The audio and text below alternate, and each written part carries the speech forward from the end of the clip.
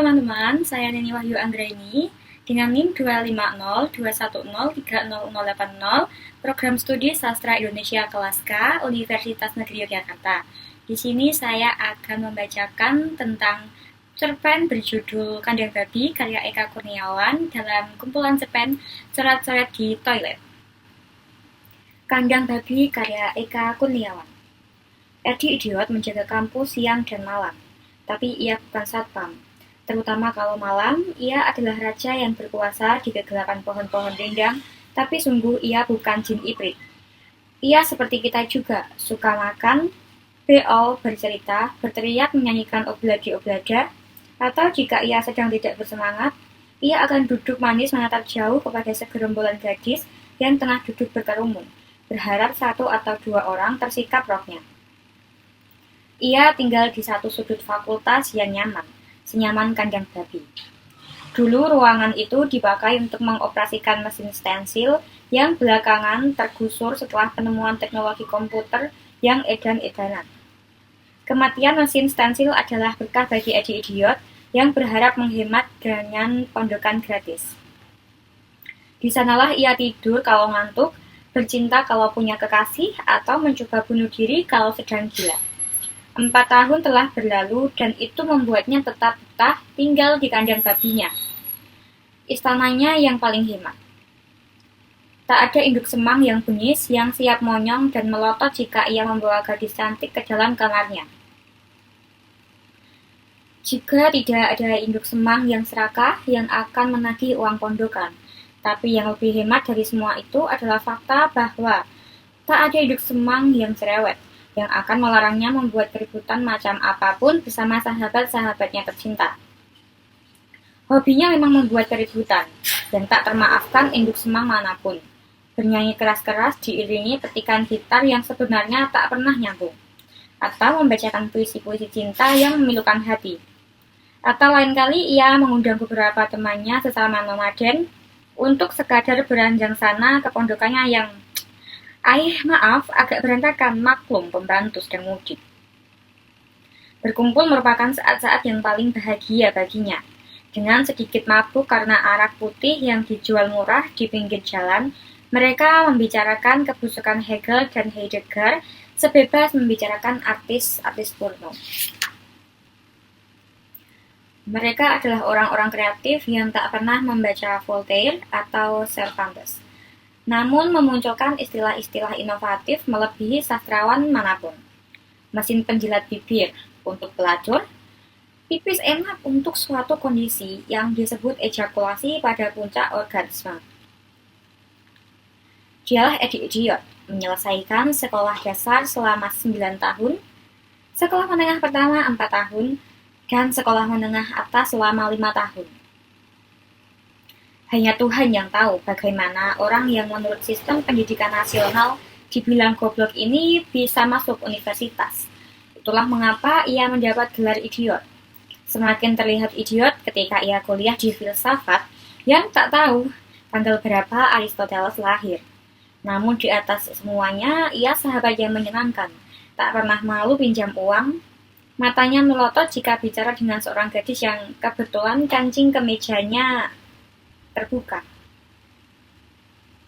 dan tidur di ruang kuliah karena tidak mengganggu sang dosen menjual omongannya yang selalu diulang di setiap semester. Ia mudah dikenali dari pandangan pertama. Pakaian yang ia kenakan adalah 4 pasang jeans dan kemeja yang merupakan serangkaian siklus 4 mingguan, karena itu selalu tampak kucel dan jorok kecuali di 2 hari minggu pertama. Rambutnya merupakan satu hal yang jauh lebih mudah dikenali, panjang dengan model gimbal seperti Bob Marley yang dibuat bukan dengan pergi ke salon, atau resep mandi dengan air laut, atau apalagi dengan beragam ramuan yang tak meyakinkan. Namun sungguh-sungguh menjadi gimbal karena ia belum keramas selama 8 bulan, 1 minggu 3 hari. Jangan tanya berapa batalion kutu di kepalanya. Malam hari merupakan saat-saat yang paling merdeka buatnya. Ia bisa pergi nonton konser lalu pulang menjelang dini hari. Atau kalau tak ada hiburan dimanapun, di segenap pelosok kota. Ia dan para sahabatnya menghibur diri sendiri dengan judi kiu-kiu menggunakan kartu domino. Awalnya mereka bertaruh dengan duit receh, namun jika kebangkrutan sudah menghantam, kekasih-kekasih khayalannya mulai jadi taruhan. Edi idiot doyan mempertaruhkan Ayu Azhari. Namun jika ia kalah, ia dilarang mengaku sebagai kekasih Ayu Azhari selama seminggu ke depan. Kenyataan tragis bagi laki-laki yang justru seringkali tak memiliki kasih yang sesungguhnya. Namun jika ia sedang baik hati, ia akan mengatakan dirinya sendiri. Ia akan mengingatkan dirinya sendiri. Edi, sudah jam 9 malam, waktunya tidur. Ia segera akan membereskan kandang babinya. Ketiga jeans dan ketiga kemejanya yang tidak sedang dipakai, ia gantungkan di paku-paku yang menancap di dinding. Kemudian ia membersihkan tikar, menggebukinya dengan sebatang tongkat pendek untuk mengusir debu dan kecoa sebelum dihamparkan di pojok kandang babi itu. Bantalnya sudah sangat lembek sekali. Ia temukan dahulu kala di kantor senat mahasiswa. Sempat jadi rebutan dengan seorang temannya yang kini tinggal di gudang lain, tak jauh dari kandang babi, mantan gudang stensilnya. Namun, ia menangkan setelah bertaruh siapa yang berani masuk ke ruang dosen di pagi hari sebelum cuci muka. Sementara itu, selimutnya merupakan hadiah istimewa dari kekasihnya di semester 2, berwarna coklat muda yang ketebalannya cukup menghangatkan di musim penghujan dan dingin sangat ekstrim. Suatu penghibur jika ia mengenang bagaimana cintanya diputuskan oleh gadis tersebut, padahal demi Tuhan bahwa gadis itu jeleknya minta ampun, tak lebih cantik dari lubang kloset.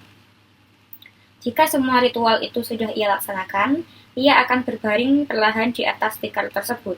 Sejenak ia merenung-renung dan berkata kepada dirinya sendiri, "Kau kan mahasiswa, sebaiknya membaca 1 atau 2 menit sebelum tidur." Maka ia mengambil satu-satunya buku yang ada di kandang babi itu, tergeletak di meja kecil tak jauh dari tempat di mana ia berbaring. Buku itu adalah buku tulis, sudah lecek, karena nyaris seumur ia kuliah, hanya itulah buku andalannya. Sambil tiduran, ia membuka dan membaca catatannya. Nasi sayur 1, tempe 2, teh hangat 3, kopi dan bakwan 2, nasi pecel 1, tambah telur 1, dan es teh. Nasi sayur tambah tempe 1, dan tahu 1, dan jeruk hangat 1. Nasi sayur 1, tambah tempe 2, dan kerupuk 2, tambah es jeruk. Nasi pecel 1, perkedel 2, dan kerupuk 1, tambah es teh.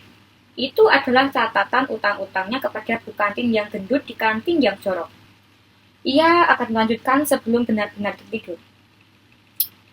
Belum mengkhawatirkan, pasti bisa aku lunasi. Maka tidurlah ia dengan damai tanpa perlu didongengi dengan cerita lutung kasarung atau bawang putih dan bawang merah. Ia tak punya jam weker yang akan menjerit membangunkannya di pagi hari. Ia pun tak pernah merasakan kehangatan sinar matahari pagi menghantam tubuhnya yang tidur karena jendelanya kandang babi itu selalu tertutup. Maka satu-satunya tanda bahwa ia harus bangun adalah keributan mahasiswa dan dosen. Saat itu biasanya sudah pukul 7 pagi. Ia akan menggeliat sebentar, lalu bangun dan membuka pintu. Pak Dekan baru keluar dari mobil. Edi idiot tersenyum ramah dan Pak Dekan itu membalasnya dengan muka masam. Lalu muncul si cantik adik kelas. Edi idiot tersenyum juga dan si cantik ngibrit. Ia tak pernah sakit hati. Ia dengan santai menuju keran air dan cuci muka. Dengan langkah seorang pemalas bergerak menuju kantin yang jorok untuk memesan kopi dan nongkrong sampai siang hari. Banyak desas-desus dan omong kosong bisa didapatkan di kantin yang jorok itu. Misalnya, siapa yang paling bertanggung jawab atas perut gunting Nurul? Atau laki-laki tua berkumis baplang yang manakah yang ternyata intel dan sedang memantau mahasiswa-mahasiswa yang membahayakan keselamatan negara? Atau manakah yang perlu dibela? Apakah orang Timur Hitam yang pro-Indonesia atau orang Timur Hitam yang lebih suka merdeka? Namun di atas tema-tema berat macam begitu, hanya satu yang bisa membuat mahasiswa-mahasiswa normatif hidup. Konon rektorat akan melarang kita tidur lagi di kampus. Edi Idiot bahkan sukses mabuk di belakang pantat Bu Kantin yang gendut. Hal itu benar-benar terjadi di suatu hari. Edi Idiot pun melangkah pada suatu senja. Edi Idiot pulang pada suatu senja dari sedikit penggembaraan yang agak melelahkan. Ia mendapati kandang babinya terkunci dan barangnya teronggok di atas kursi reot di depan gedung tersebut.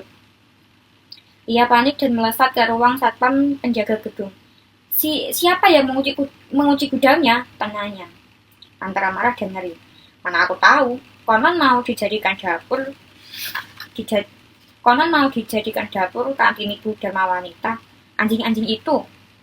Siapa yang anjing? Ya babi-babi itu. Apapun yang terjadi, Pak Satpam jelas tak bisa mengembalikan istana hebat itu kepadanya. Edi Idiot berjalan guntai kembali ke kandang yang terkunci, mengumpulkan barang-barangnya. Ia memasukkan bantal lepetnya ke dalam tas gendong yang sudah dekil. Juga ketiga pasang jeans dan kemeja kesayangannya.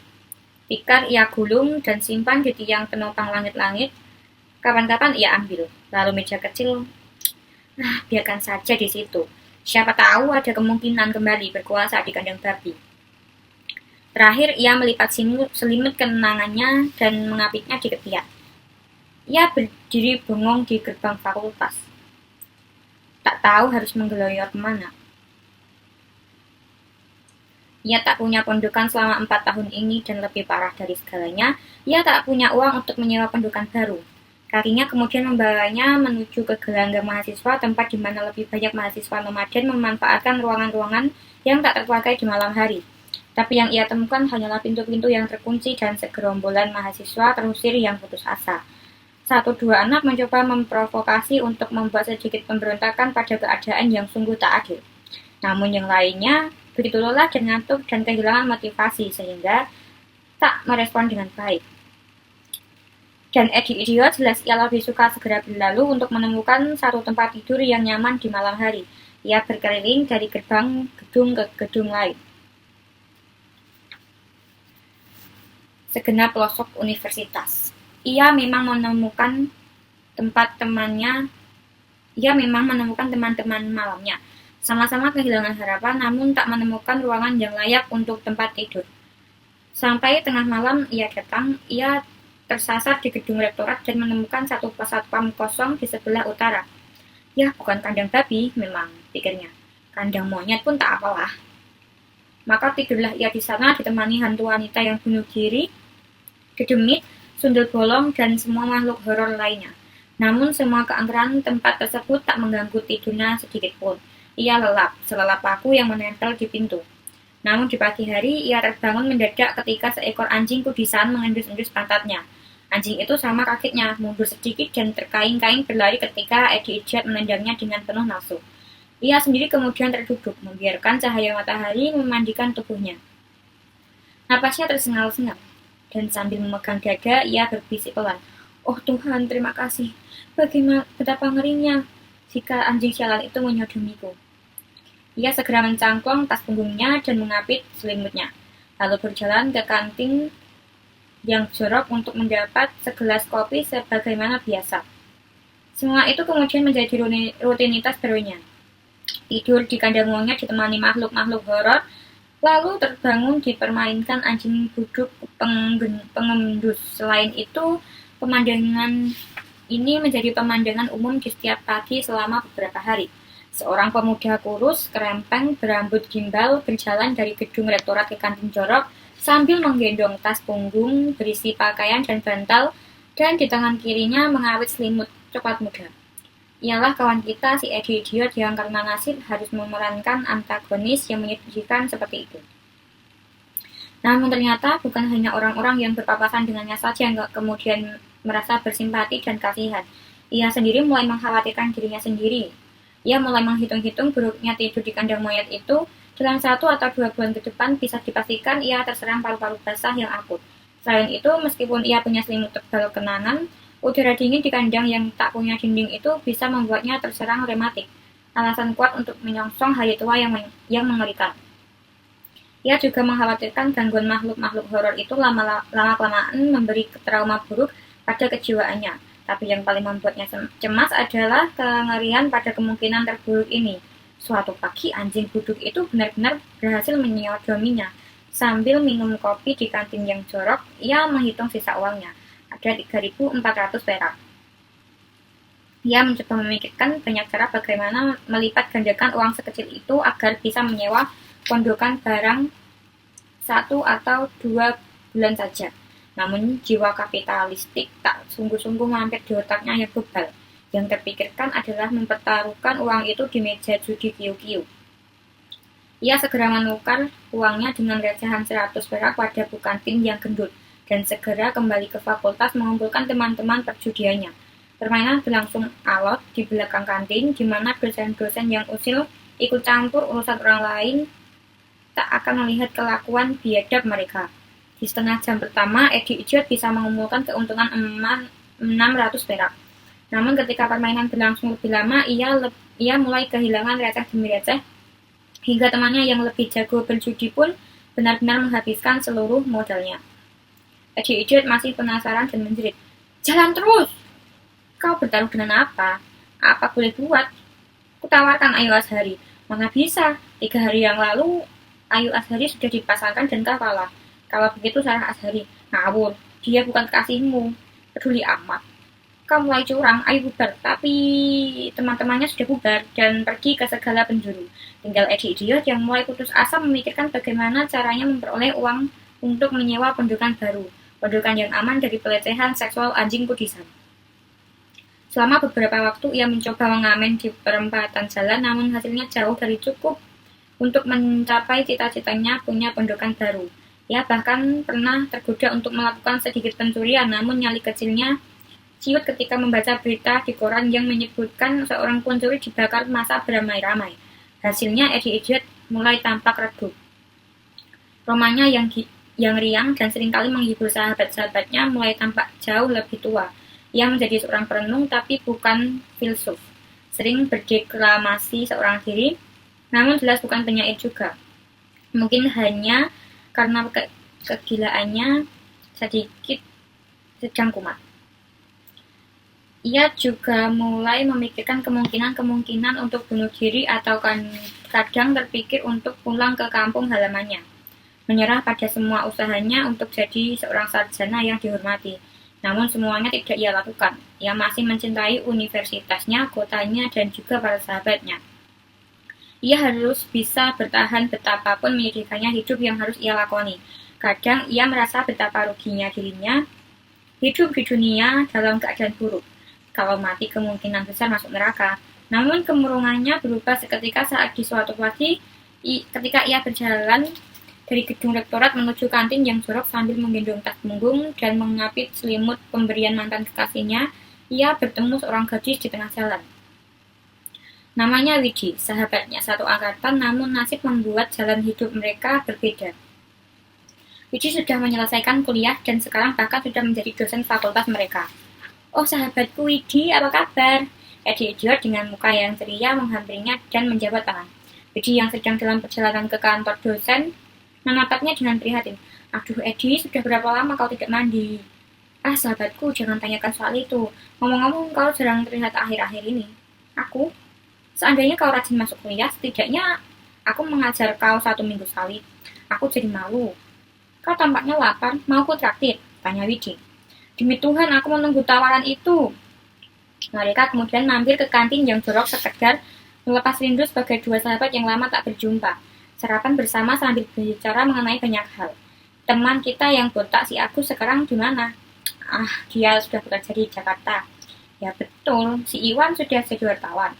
"Hebat betul. Dan Cinta aku dengar dia sudah kawin, punya anak, tapi kemudian cerai. Nasibnya agak malang." "Aku tak tahu kalau soal Andi. Katanya ia pergi ke Kalimantan." "Ya goblok sekali si Andi ini. Kuliahnya ditinggal begitu saja." "Mungkin bisnis. Tapi setauku, bisnis apapun itu, ia selalu gagal. Dan kau, Masya Allah, hanya tinggal kau angkatan kita yang masih bertahan jadi mahasiswa." Eddie Idiot tersenyum dan bertanya, "Dengar-dengar, kau mau kawin?" Widi tersenyum dan mengangguk. "Tentu saja," katanya. "Sekarang masih nabung-nabung buat rumah dan tetek bengeknya." "Kupikir kau mau tunggu aku." Sayangnya kau terlambat. Edi Idiot menyelesaikan sarapannya dengan perasaan puas. Karena untuk pertama kalinya setelah beberapa waktu ia boleh mengambil porsi makan sebanyak yang ia suka. Tapi ngomong-ngomong, kalau di hari pernikahan calon suamimu minggat, aku tak berat, aku tak keberatan jadi pengganti. Uji tertawa dan menjawab, aku pertimbangkan. Mata Edi Idiot berbinar-binar menatap sahabatnya. Bukan, bukan karena harapan pada kemungkinan menjadi pengganti calon suami yang minggat, tapi karena ia menganggap inilah saatnya yang tepat untuk menyerang Widi. Dengan satu permintaan yang selama makan ia persiapkan. Sahabatku, katanya pulang. Takut terdengar penghuni kantin yang jorok lain. Untuk sahabatmu yang malang dan membakar ini, maukah kau pinjami aku uang? Pinjam uang? Jangan keras-keras sayang. Ya itulah yang aku maksud. Kau tidak dalam kesulitan besar kan? Jadi Idiot bercelingukan, lalu menatap sahabatnya lagi, matanya sedikit berkaca-kaca. Lalu perlahan-lahan mengadu, kau tahu kan aku tinggal di kandang babi. Kandang babi di Fakultas Peternakan. Maksudku gudang bekas tempat mesin stensil. Semua orang sudah tahu. Tapi sekarang aku sudah tidak tinggal di sana. Pantas saja aku jarang lihat kau. Pihak universitas melarang kami tinggal di kampus lagi. Aku sekarang tinggal di kandang monyet, ditemani genderuwo dan kuntilanak serta dikeloni anjing kudisan. Di mana pula itu? Pos Satpam, dekat gedung rektorat. Oh Tuhan, itu mengerikan sekali sayang. Ya begitulah, kata Edi Idiot. Dan dengan semangat ia mendramatisir. Aku mulai menderita paru-paru basah, mungkin juga cuma berdarah atau gagal jantung. Bahkan aku menduga aku sudah kehilangan satu ginjal. Aku khawatir lebih lama di sana bisa kena AIDS juga. Sebaiknya kau menyewa pondokan saja. Inilah, dengan sedikit menahan diri, Edi Idiot berbisik. Itulah mengapa aku mau pinjam duit ke kau, atau kalaupun kau tak punya duit, setidaknya kau sudi berbagi tempat tidur denganku. Aku lebih suka meminjam kau uang. Itu pun tak apa. Tapi aku cuma bawa 100.000 perak. Itu lebih dari cukup. Dan saksi berjalan dengan diam-diam, dan selama itu berlangsung Edi Idiot berkali-kali mengucapkan terima kasih kalau memang sahabat sejati. Semoga kau tambah cantik, Widi. Semoga kau cepat naik pangkat, kalau perlu jadi rektor yang berpihak kepada mahasiswa-mahasiswa malang seperti dirinya. Semoga amal ibadahnya diterima Tuhan, dan semoga kau tertarik menjadikan aku sebagai suamimu. Widi hanya tersenyum dengan segala puji-pujian itu, dan berkata bahwa ia harus segera masuk ke ruang kuliah untuk mengajar. Ya, selamat jalan sahabatku.